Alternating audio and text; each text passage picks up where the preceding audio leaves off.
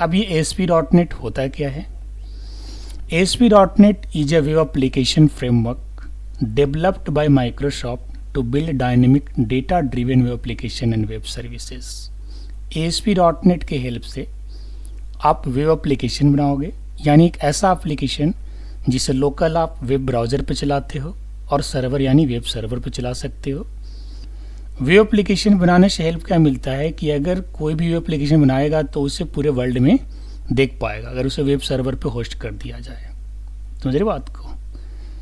तो ASP.NET की मदद से हम लोग सिंपल भाषा में अगर देखा जाए तो वेबसाइट बनाने वाले हैं। अब वेबसाइट भी दो टाइप का होता है, एक स्टैटिक वेबसाइट और दूसरा डायनेमिक वेबसाइट। स्टैटिक वेबसाइट में क्या होता है कि आपके सारे स्ट्रक्चर जो होते हैं वो वहीं पे फिक्स रहता है, डेटाबेस से कोई कम्युनिकेशन नहीं होता, ठीक है। और डेटाबेस से कम्युनिकेशन की जहाँ बात आती है या फिर कुछ ऐसे सर्विसेज को एक्सेस करने की बात आती है, वहाँ पे आप उसे कह सकते हैं कि वो डायनेमिक वेबसाइट है। अभी तक हम लोगों ने जो वेबसाइट बनाया है, जो लाइव प्रोजेक्ट जो हमने रन कराया है, जैसे पार्थ मैथमेटिक्स हो गया, सार्थ कैरियर हो गया, महिमा डिटर्जेंट, सुप्रो पाठशाला, सुप्रो इंडिया। सुप्रो पाठशाला जो है अभी डायनेमिक है। सुप्रो इंडिया का जो पुरानी वेबसाइट चल रही है वो डायनेमिक है, बट नई वेबसाइट जो बन रही है वो स्टैटिक बन रही है, जो सिर्फ कंपनी के लिए बन रही है। तो आप लोगों को नॉलेज हो गया होगा कि स्टैटिक वेबसाइट किस टाइप के होते हैं और डायनेमिक किस टाइप के होते हैं। बड़ा छोटा से हमें कोई मैटर नहीं करता, एक पेज का भी एक डायनेमिक वेबसाइट बन सकता है और सैकड़ों पेजेस का भी डायनेमिक वेबसाइट बन सकता है। सेम एक पेज का भी स्टैटिक वेबसाइट बन सकता है और सैकड़ों पेजेस का स्टैटिक वेबसाइट बन सकता है। तो ये चीज़ तो क्लियर हो गया कि ASP.NET को यूज़ करके हम लोग वेबसाइट यानी वेब एप्लीकेशन को डेवलप करने वाले हैं। अब एक चीज़ और मैं डिस्कस करना चाहूँगा स्टार्टिंग करने से पहले, कि अभी जो मार्केट में डिमांड है, अभी फ़िलहाल तो मार्केट डाउन चल रहा है, लेकिन जैसे ही मार्केट ऑन होता है तो उनको फुल स्टैक डेवलपर पे फोकस है सीधा। फुल स्टैक डेवलपर का मतलब क्या होता है कि जिसके पास front end and back end दोनों का नॉलेज हो। अब जो हम ASP.NET की बात कर रहे हैं, ये फ्रंट एंड है या बैक एंड है, ये चीज़ क्लियर होना ज़रूरी है। तो मैं उज्ज्वल से पूछना चाहूँगा, हाँ उज्ज्वल बताएं जरा, ASP.NEट फ्रंट एंड है या बैक एंड है? सर बेसिकली ASP.NET से तो बैकएंड पे ही हम ज़्यादातर काम करते हैं, और बाकी सर फ्रंट का भी होता है। जैसे नॉर्मली हम स्टैटिक वेबसाइट्स में HTML के थ्रू कर लेते हैं फ्रंट एंड, बट इसमें सर ASPX चलता है ना। मतलब कहने का मतलब ये है कि ASP.NET जो टूल आप यूज़ कर रहे हैं, जो फ्रेमवर्क आप सीखने वाले हैं, वो प्रॉपर बैक एंड फ्रेमवर्क है, यस या नो?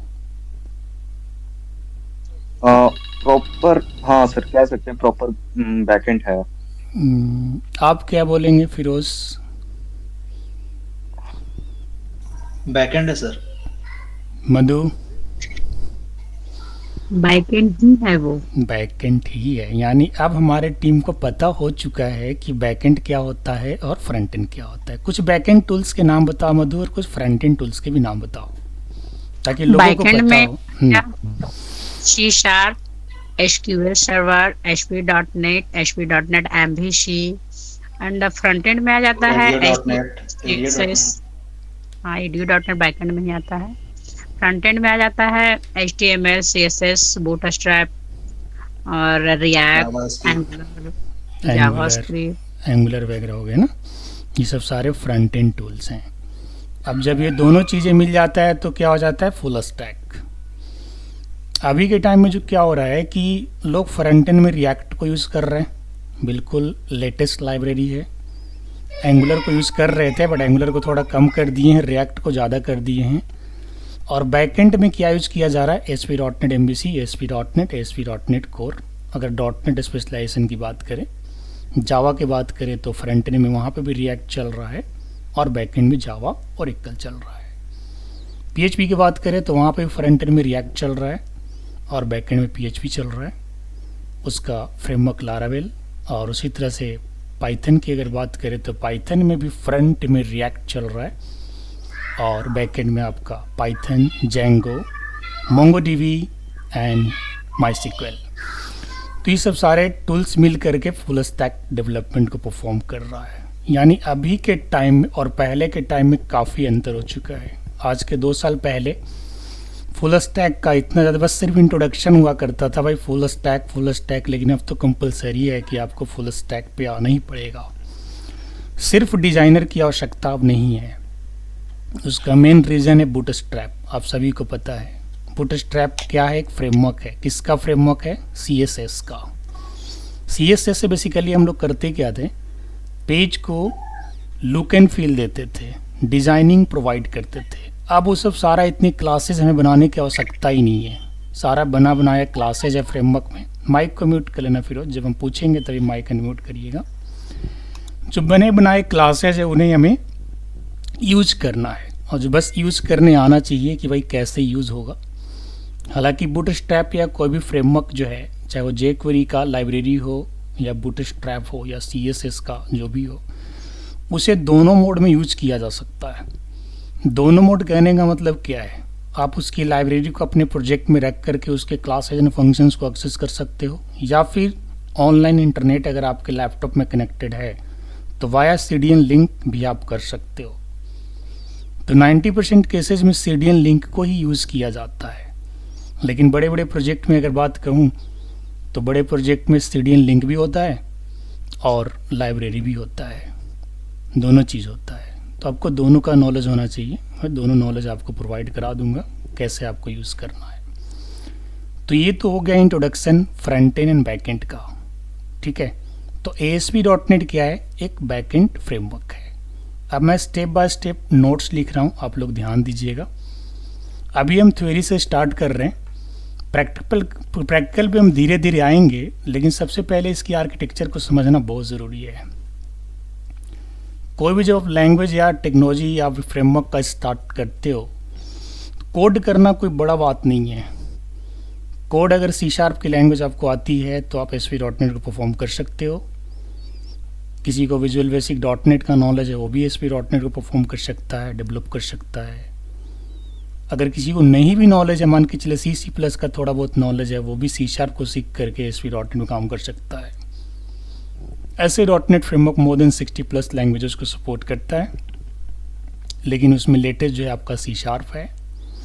तो हम लोग भी ASP.NET को C# को यूज़ करके ही डेवलप करने वाले हैं। मैं आपको बताना चाहूँगा कि C# से आप किस टाइप के एप्लीकेशन बना रहे थे, आइदर कंसोल एप्लीकेशन और विंडो एप्लीकेशन। यानी using C#, only using C# we can develop software, games, etc. But using ASP.NET C# we can develop website. और जब आप वेबसाइट बनाते हो तो कई सारे टेक्नोलॉजीज, कई सारे लैंग्वेजेज वहाँ पे यूज़ होते हैं, कई सारे टूल्स वहाँ पे यूज़ होते हैं। एक वेबसाइट के अंदर आपकी HTML का भी यूज़ होगा, वहाँ पे जावास्क्रिप्ट का भी यूज़ होगा, CSS का भी यूज़ होगा, थोड़ा बहुत बूटस्ट्रैप का भी यूज़ होगा, jQuery भी कहीं कहीं लगाना पड़ेगा, रिएक्ट भी अगर मान के चले लेटेस्ट प्रोजेक्ट चल रहा है तो रिएक्ट भी आपका चलेगा, XML भी चलेगा, डेटाबेस भी चलेगा, आपका प्रोग्रामिंग जो लैंग्वेज आप यूज़ कर रहे हैं वो भी चलेगा। यानी ओवरऑल 7-8 टेक्नोलॉजीज मिल करके एक वेबसाइट को डेवलप करता है, अगर आप डायनेमिक वेबसाइट बनाओगे तो। और ASP.NET बेसिकली किस टाइप का वेबसाइट बनाएगा, स्टैटिक या डायनेमिक? जी क्वेश्चन है कोई बता सकता है क्या? मधु, आसिफ? डायनेमिक बनाएगा सर। ASP.NET डायनेमिक बनाएगा, ठीक है। अब थोड़ा सा मैं इसकी हिस्ट्री पे बात करता हूँ, इसके बाद मैं आपको नोट्स भी लिखवा दूंगा, नोट्स में आपको मेल भी कर दूंगा। हिस्ट्री पे अगर बात किया जाए तो ASP.NET से पहले ASP चलता था, बिफोर 2002। हम सभी को पता है माइक्रोसॉफ्ट ने 2002 में .NET को लाया था। और .NET है क्या? Amit, what is .NET?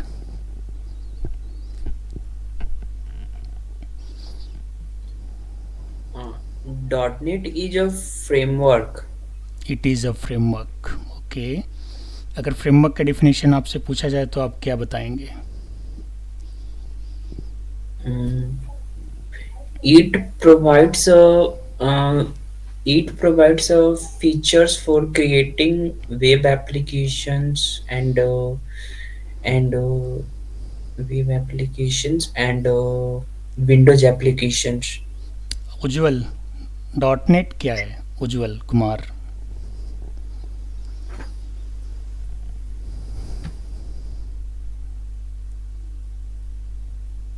Hello sir. जी बताइए, डॉट नेट क्या है? पहला क्वेश्चन यही है, what is dot net? Sir dot net is a framework. It is a framework. Framework से आप क्या समझते हैं? Sir framework is a combined application which is used for developing websites or particular applications. Any kind of application. .NET framework is comfortable to develop software and website. It is more comfortable with web services and all. Yes. .NET के बारे में आप क्या बोलेंगे मधु? .NET is a developer platform made up of many tools, programming languages, libraries for building many different types of application. ठीक है। .NET आपके 2002 में आया था। जब .NET आया तो बहुत सारे फीचर्स भी लेकर के आया। क्या क्या लेकर के आया? CLR, common language run time.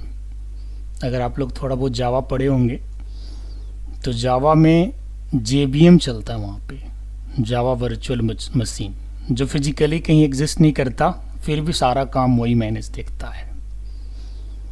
.NET जब आया तो CLR का फीचर लाया, और CLR जो है काफ़ी सारे फीचर्स को प्रोवाइड करवाया, जैसे ऑटोमेटिक मेमोरी मैनेजमेंट, ठीक है, और बहुत सारे फीचर्स हैं, security management, all type of management है ना, एग्जीक्यूशन मैनेजमेंट। तो काफ़ी सारे जो फीचर्स हैं ना वो CLR के साथ आया। तो कोई भी अगर आपसे पूछता है कि ASP.NET से पहले ऐसा क्या था और ASP.NEट में क्या है, फिर MVC आया 2009 में, 2007 में इनिशियल रिलीज था, तो इनमें फ़ीचर क्या है, फिर बाद में ASP.NET कोर आया जो बिल्कुल लेटेस्ट है अभी। तो आखिर ऐसा क्या प्रॉब्लम है पीछे के टेक्नोलॉजी में? भाई टेक्नोलॉजी तो चेंज होता रहेगा। आज हम लोग ASP.NET को सीख रहे हैं, कल ASP.NEट MVC, परसों ASP.NEट कोर, नेक्स्ट डे कोई और भी आ जाएगा। तो टेक्नोलॉजी को पकड़ करके नहीं बैठना है, टेक्नोलॉजी के साथ साथ चलना है। आप किसी एक टेक्नोलॉजी को पकड़ करके नहीं बैठ सकते। IT इंडस्ट्री का ये रूल है, समझ गए?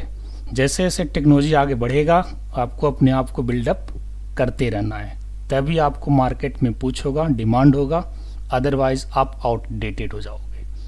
और आउटडेटेड इंसान या आउटडेटेड कोई भी चीज़ को कोई नहीं लाइक करता, यस या नो?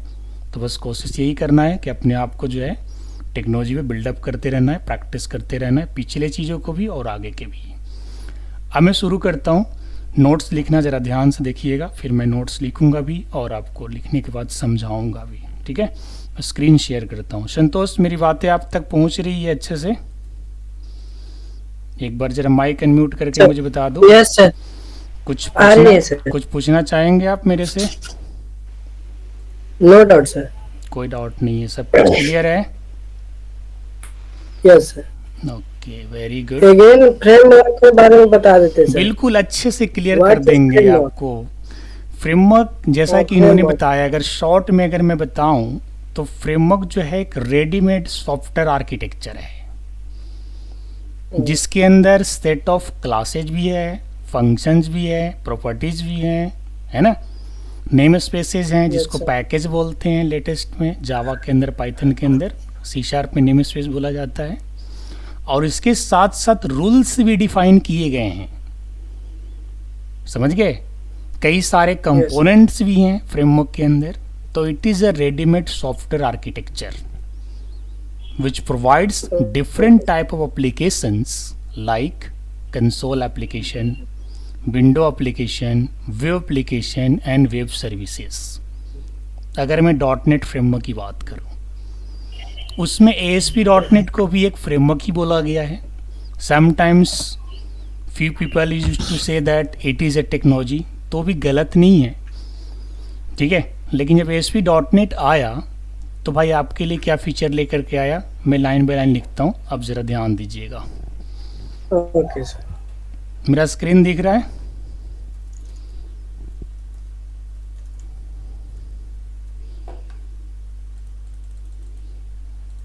स्क्रीन अच्छा से विजुअल है संतोष?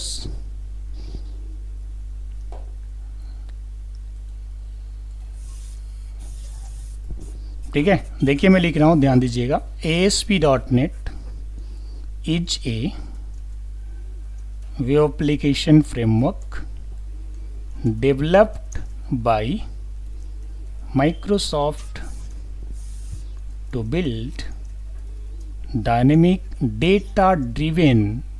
अब एक नया यहाँ पे वर्ड में लिख रहा हूँ जिसे शायद ही आप लोग जानते हो या नहीं जानते हो।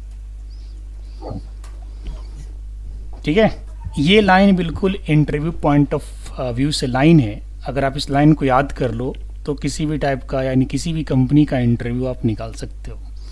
व्हाट इज ASP.NET का सटीक आंसर है ASP.NEट is a web application framework, या फिर ASP.NEट is a web application technology. Framework और टेक्नोलॉजी दोनों में से कुछ भी आप कर सकते हो, दोनों सही है। डेवलप्ड बाय माइक्रोसॉफ्ट, किसने बनाया? माइक्रोसॉफ्ट ने। किसके लिए? To perform dynamic data driven web applications. अब यहाँ पे डेटा ड्रिवन का मतलब क्या है कि इसमें बहुत सारे ऐसे फीचर्स हैं जो रन टाइम पे अपने आप ही इंपोर्ट हो जाता है, जैसे system.web.ui.page। UI क्या? User interface. तो ऐसे कई सारे फीचर्स हैं ASP.NET में, जब आप रन करते हैं तो इसकी फीचर्स खुद ब खुद ऑटोमेटिक वहाँ पे क्या होता है? ऐड हो जाता है। वेब एप्लीकेशन के बारे में तो मैंने बताया, हमारे टीम ने भी बताया आपको वेब एप्लीकेशन क्या होता है। वेब सर्विस क्या है? वेब सर्विस भी ASP.NET से बनाया जाता है। वेब सर्वर और वेब सर्विस, ये दोनों में थोड़ा सा बस डिफरेंस है समझने का, समझ गए? बिल्कुल लिटिल डिफरेंस है। वेब सर्विस जो है ASP.NEट बना रहा है, वो क्या है? That is a service. Service में कुछ भी हो सकता है भाई, सर्विस में एक छोटा सा कैलकुलेटर भी हो सकता है या छोटा सा गेम भी हो सकता है। आपने गेम बनाया और वेब सर्विस की URL they the other party के लिए, थर्ड पार्टी के लिए, थर्ड मल्टी क्रॉस प्लेटफॉर्म के लिए, डिफरेंट प्लेटफॉर्म के लिए, और उस URL के थ्रू आपकी सर्विस को यूज किया गया। बाद में यही वेब सर्विस वेब API के नाम से फेमस है अभी के डेट में। वेब सर्विस के बारे में लोग बात कम करेंगे, वेब API के बारे में बात ज़्यादा करेंगे, लेकिन वेब API जानने वाले लोग को वेब सर्विस का भी पता होना चाहिए। अगर मैं इसकी हिस्ट्री की बात करूं, हर एक वर्ड की हिस्ट्री है यहाँ पे। अगर वेब सर्विस की हिस्ट्री की बात करूं तो वेब सर्विस कैसे आया और क्यों आया, ठीक है। एप्लीकेशन के बारे में तो बात ही नहीं करना, ये तो क्लियर हो गया है, ठीक है, कि अगर आप लोकल पे रन करोगे तो वेब ब्राउज़र पे आपको रन होगा, ऐसे भी सर्वर पे आप रन करोगे तो वेब ब्राउज़र के थ्रू ही रन होगा, बट वो ग्लोबली एक्सेसिबल होगा। अगर आप उसे वेब सर्वर पे नहीं डालोगे तो आपका सिंगल PC के लिए चलेगा। बट ये वेब सर्विसेज को क्यों लाया गया, सबसे पहला पॉइंट ये डेफिनेशन के अंदर ही आ रहा है और इसे डिस्कस करना बहुत ज़रूरी है। क्या आप लोगों में से किसी को पता है वेब सर्विस क्यों लाया गया, इसका क्या फ़ायदा है? ठीक है, कोई बता सकता है? मधु, आपके पास आंसर है इसका? No sir. Firoz,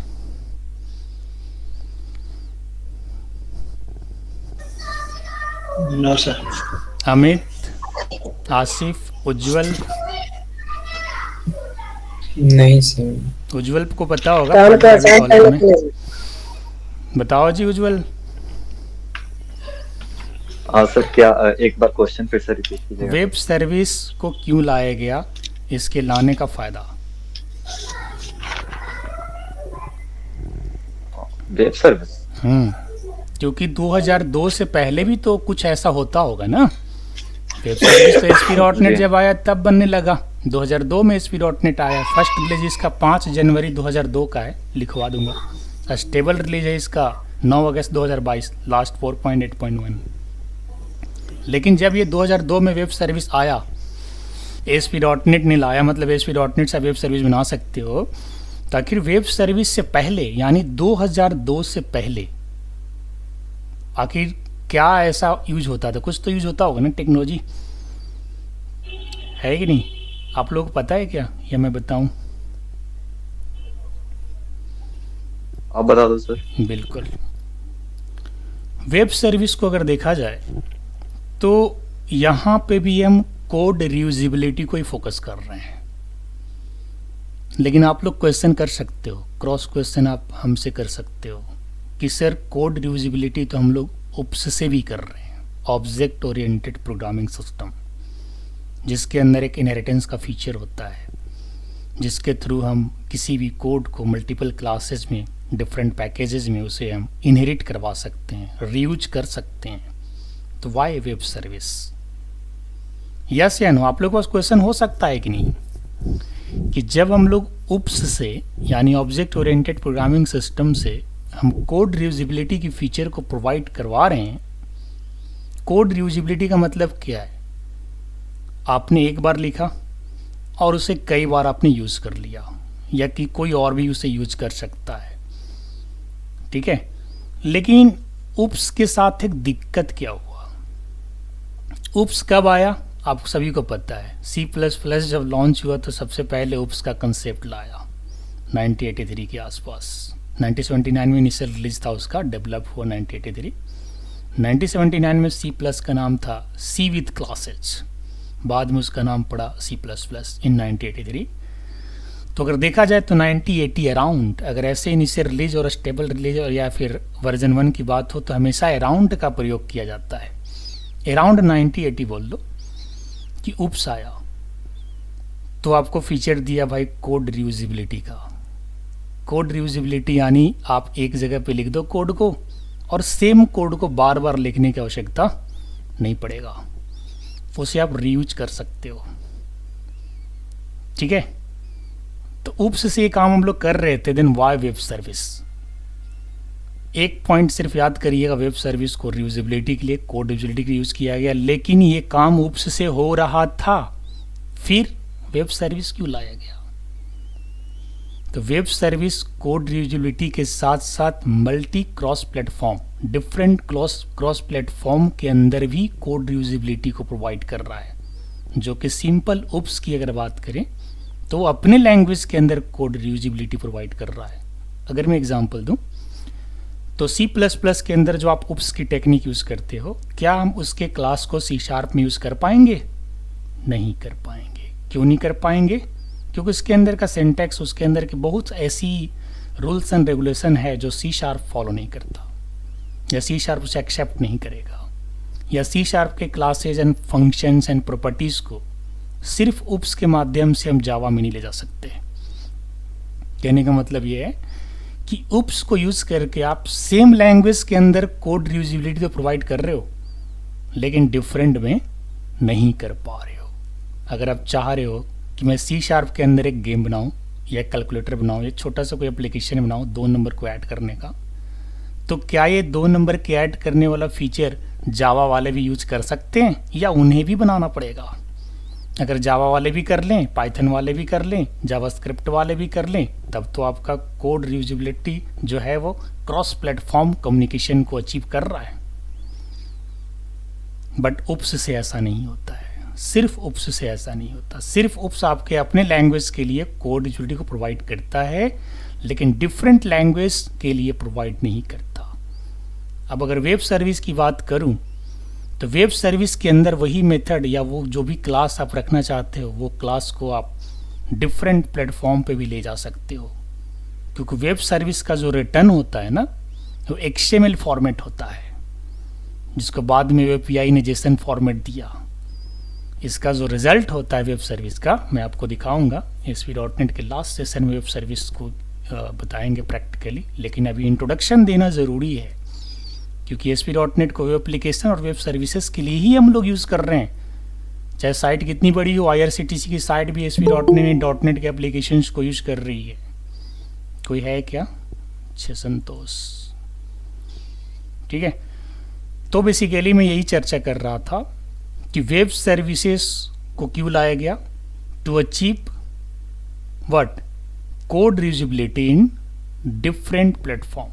different platform कहने का मतलब आप चाहो तो जैसे मान के चलो जावा जो है, जावा वो हर किसी प्लेटफॉर्म पे चलता है, हर किसी प्लेटफॉर्म मतलब व्हाट, विंडोज़ पे भी चलता है, iOS पे भी चलता है, लिनक्स यूनिक्स सब जगह चलता है। .NET का कोर जो लेटेस्ट अभी आया वो भी सब जगह चलता है। लेकिन जो .NET है जो भी हम लोग सीख रहे हैं, ठीक है, इसके बने हुए एप्लीकेशन, खुद .NET की मैं बात नहीं कर रहा।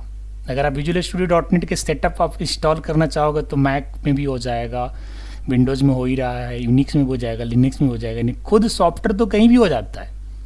लेकिन इसके बने हुए एप्लीकेशन जो है ना वो अदर प्लेटफॉर्म पे रन नहीं होता, समझ रहे?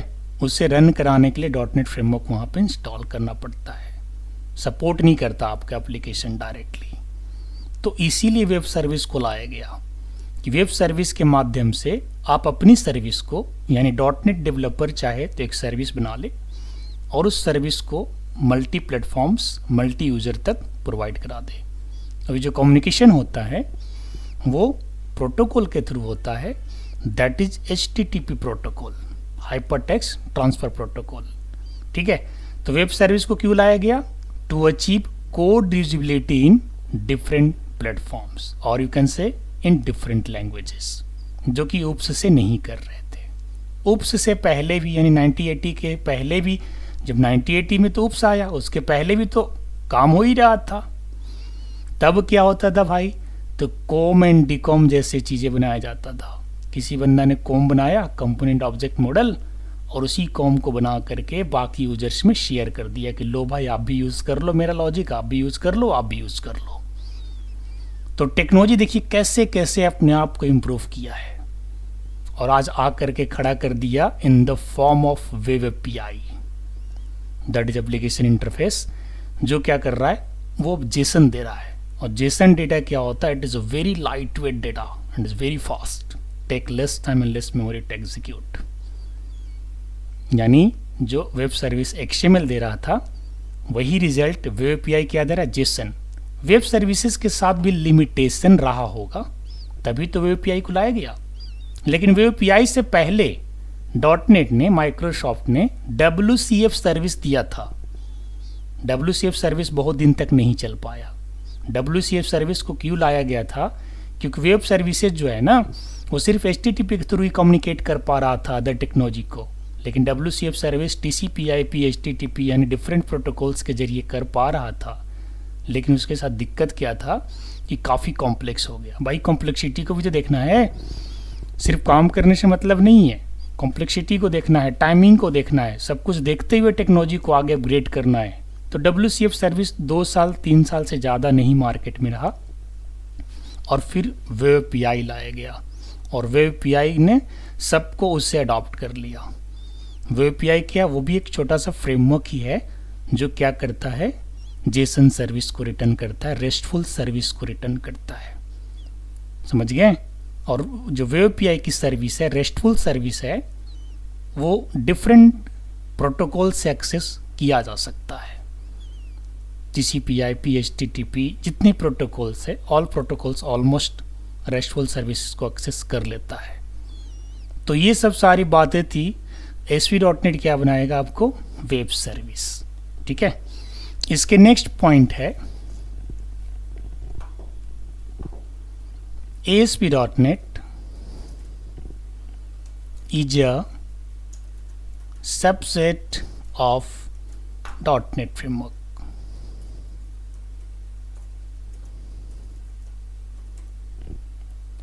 A framework is a collection of classes. It is a ready-made, ये मैं भी लिख देता हूँ लाइन आप लोग के लिए, थोड़ा सा याद हो जाएगा, रेडीमेड सॉफ्टवेयर आर्किटेक्चर, ठीक है। एक लाइन इसके बाद पैराग्राफ चेंज करके ASP.NET is the successor to classic ASP। 2002 से पहले क्या चलता था? ASP, जिसको क्लासिक ASP बोलते हैं, एक्टिव सर्वर। बहुत सारे, अब इंडस्ट्री में जाओगे तो बहुत सारे ऐसा भी प्रोजेक्ट मिलेगा जो सिर्फ ASP का बना हुआ है, वहाँ पे और ज़्यादा दिक्कत होता है। पता है ASP और ASP.NET में क्या डिफरेंस है? ASP के अंदर क्या चीज़ है, वो एक सिंगल पेज एप्लीकेशन की तरह काम करता है। सिंगल पेज एप्लीकेशन कहने का मतलब वहीं पे जावास्क्रिप्ट, वहीं पे सब कुछ एक ही पेज पे रख दिया गया है। बट ASP.NET ना आया तो कोड बिहाइंड को अलग कर दिया। फिर MVC आया तो क्या कर दिया, क्लीन सेपरेशन ऑफ कंसर्न को प्रोवाइड किया, मेथड टू मेथड कम्युनिकेशन को प्रोवाइड किया। बट इतना करने के बावजूद भी सारी टेक्नोलॉजी ओपन सोर्स नहीं था, तो बाद में फिर माइक्रोसॉफ्ट को एक ओपन सोर्स टेक्नोलॉजी लॉन्च करना पड़ा, that is called ASP.NET core. और ओपन सोर्स और जो आपके जो ये बाकी जो सारे सॉफ्टवेयर, इनमें अंतर क्या है? तो ओपन सोर्स को अगर आप चलाते हो, कमर्शियल भी अगर आप यूज़ में लेते हो, तो आपको लाइसेंस लेने की ज़रूरत नहीं पड़ता है। तुम्हें ठीक है? बाकी जो लाइसेंसी सॉफ्टवेयर हैं जैसे ASP.NET MVC, इनके लाइसेंस काफ़ी महंगा है अभी भी। इन्हें अगर आप बिना लाइसेंस के यूज़ करोगे एजुकेशन पर्पस के लिए तो ये फ्री है सभी के लिए, आप पढ़ सकते हैं, इसे पढ़ने के लिए आप यूज कर सकते हैं। बट आप कमर्शियल लेन देन के लिए यानी व्यापार के लिए आप इसे यूज नहीं कर सकते हैं। ई कॉमर्स वेबसाइट वगैरह आप बनाओगे तो आपको ASP.NET के लिए लाइसेंस लेना पड़ेगा। अगर नहीं लोगे माइक्रोसॉफ्ट को पता चल जाएगा कि आप चोरी करके यूज़ कर रहे हैं, वो आपके ऊपर FIR कर सकता है और काफ़ी पैसा भरना पड़ता है, हैवी अमाउंट। तो इन सब चीज़ के बारे में जानकारी रखिएगा आप लोग। अगर आप लोग को वेबसाइट बनाना ही होगा अपने लिए तो या तो ASP.NET कोर को यूज़ कीजिएगा, .NET में अगर नॉलेज है तो। अगर लाइटवेट बनाना चाहते हैं PHP भी यूज़ कर सकते हैं, उससे भी लाइटवेट। बहुत सारे टेक्निक हैं यूज़ करने का। लेकिन अगर आप लाइसेंस के साथ, हालांकि इसके वेबसाइट काफ़ी हैवी बनते हैं, सिक्योर बनते हैं, लेकिन दिक्कत क्या है कि कोई बड़ी कंपनी ही इसे यूज़ कर पाएगी। छोटी कंपनी के बस की चीज़ नहीं है, बिल्कुल छोटी कंपनी है ना। छोटी कंपनी भी होगी तो ऐसी होगी जिसके टर्नओवर अच्छा होगा, तभी वो लाइसेंस वगैरह, क्योंकि हमेशा अपडेट वगैरह करना होता है, रिन्यूअल कराना पड़ता है। तो इन सब चीज़ें आपके जो जनरल नॉलेज जो है ये रखिएगा, काम आएगा। अब इसके नेक्स्ट पैराग्राफ में क्या लिखता हूँ, it was first released in 5 जनवरी 2002। ठीक है, ASP.NET कब आया? 2002 में विद वर्जन 1.0। ठीक है, इसके बाद स्टेबल रिलीज कब हुआ? ठीक है, stable released of ASP.NET is stable released, ऐसे लिख देता हूँ, stable released in 9th of August 2022। ठीक है, विद वर्जन 4.8.1। ये 2 लाइन को मैं कलर कर देता हूँ, ठीक है, ताकि आप लोग जो है ना इस चीज़ को समझ सको। ठीक है ना। फर्स्ट कब आया? ये आया फर्स्ट आपका 1.0 जो है 2002 में, और इसके बाद इसको जो लेटेस्ट है ASP.NET का करंट वर्जन, स्टेबल रिलीज का मतलब होता है करंट वर्जन, वो कब आया? 2022 में, यानी ऑलमोस्ट फर्स्ट रिलीज से 20 साल बाद।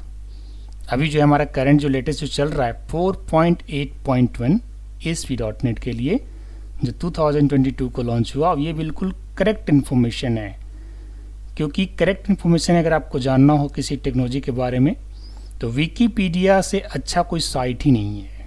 विकीपीडिया में जो है आने वाले टेक्नोलॉजी, जो साल भर बाद भी आने वाले टेक्नोलॉजी हैं, उनके बारे में भी लिखा रहता है, इन्फॉर्मेशन उनके पास होता है। या फिर इसके ऑफिशियल साइट पे भी जा सकते हो। किसी और वेबसाइट को आप गो थ्रू मत करना, क्योंकि बहुत सारे गलत इन्फॉर्मेशन भी लोग लिख देते हैं, कहीं से यूट्यूब वगैरह से पढ़ के इधर उधर गलत इन्फॉर्मेशन भी लिख देते हैं। तो ये बिल्कुल करेक्ट इन्फॉर्मेशन है। 2002 5 January version 1.0, stable release in 9th August 2022 with version 4.8.1। तो ये तो हो गया हमारा ASP.NET का initial release and stable release. ठीक है, ये दोनों चीज़ आपको ध्यान में रखना है। अब इसके बाद एक पॉइंट में लिख देता हूँ, what is a web application. ठीक है, जिसके बारे में आज हमने चर्चा किया है। A web application is an application that is accessed by users using a web browser. ठीक है, अब कुछ वेब ब्राउज़र्स के नाम लिख देते हैं। There are many browsers where we can run web application like first देखिए क्या है आपका इंटरनेट एक्सप्लोरर। हालांकि ये तो अब बहुत आउटडेटेड हो गया है, इसके जगह पे एज वगैरह आ गया है। गूगल क्रोम, ये आपके ब्राउज़र के नाम है। ब्राउज़र भी एक सॉफ्टवेयर ही होता है, ठीक है, ध्यान रखिएगा। मोजिला फायरफॉक्स, ठीक है, एप्पल सफारी, ये सब ब्राउज़र के नाम है, ठीक है। और भी है एटीसी है ना, एज भी लिख दीजिए, माइक्रोसॉफ्ट एज,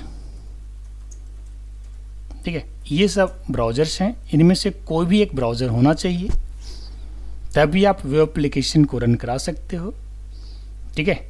आज तो मैंने काफ़ी सारा बेसिक चीज़ों पर डिस्कस किया। आज मैंने आपको प्रैक्टिकल नहीं दिखाया है, आज हमारा इंट्रो क्लास था। प्रैक्टिकल अभी दिखाने में आपको 1 से 2 दिन क्लासेस और चलेगा, क्योंकि आर्किटेक्चर को बेहतर से समझ लेना बहुत ज़रूरी है। बेहतर तरीके से अगर आप नहीं समझोगे तो आगे चल करके प्रॉब्लम होगा। ASP.NET में हम लोग प्रॉपर्टीज़ कैसे यूज़ करते हैं, कहाँ पे क्या सारी चीज़ें अवेलेबल है, वो सारे टूल्स के बारे में जानकारी नेक्स्ट सेशन में देंगे। और ये जो बैच है आपका TTS में चलेगा, ट्यूसडे, थर्सडे एंड सैटरडे, सप्ताह में 3 दिन चलेगा। टाइमिंग आपको पता है 8 to 9, 5 मिनट पहले हम बैच को ऑफ करेंगे, क्योंकि इसके बाद भी हमारा बैच है। और ये जो मैं PDF अभी वर्ड जो बनाया हूँ, इसको PDF बना के फ़िलहाल आज मैं व्हाट्सएप पे डाल देता हूँ, लेकिन नेक्स्ट फिर आपका एक ग्रुप बन जाएगा Gmail पे, वहीं पे जाता रहेगा। आज की क्लास में इतना ही, मैं आपको PDF बना करके थोड़ा देर में भेजता हूँ। बाकी जो भी डाउट रहेगा वो नेक्स्ट क्लास में मैं आपको रिजॉल्व कर दूँगा। All the best for today, that's all, thank you.